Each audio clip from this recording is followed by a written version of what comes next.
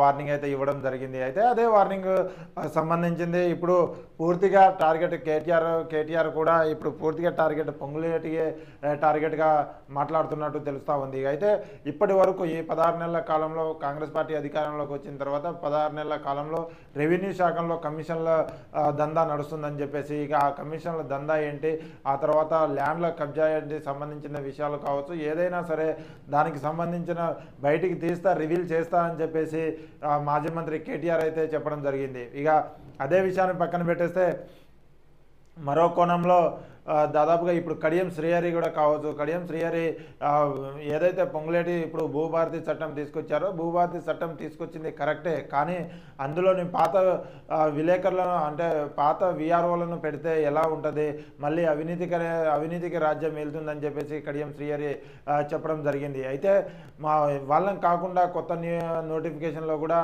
జరగాలని చెప్తుంది. ఇక మొత్తానికైతే భూభారతి చట్టం అమల్లోకి వచ్చిన తర్వాత పైలట్ ప్రాజెక్టులో 3 జిల్లాలలో పైలట్ ప్రాజెక్టు తీసుకున్నదే అయితే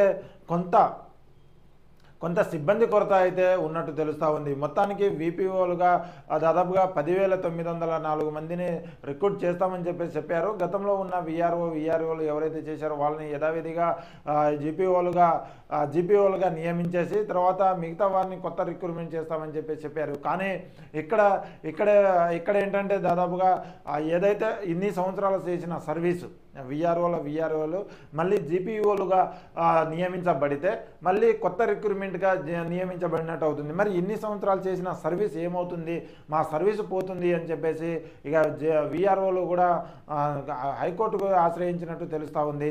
ఇక కొత్త రిక్రూట్మెంట్ అయితే కాంగ్రెస్ ప్రభుత్వానికి కొంత ఇబ్బందికరంగానే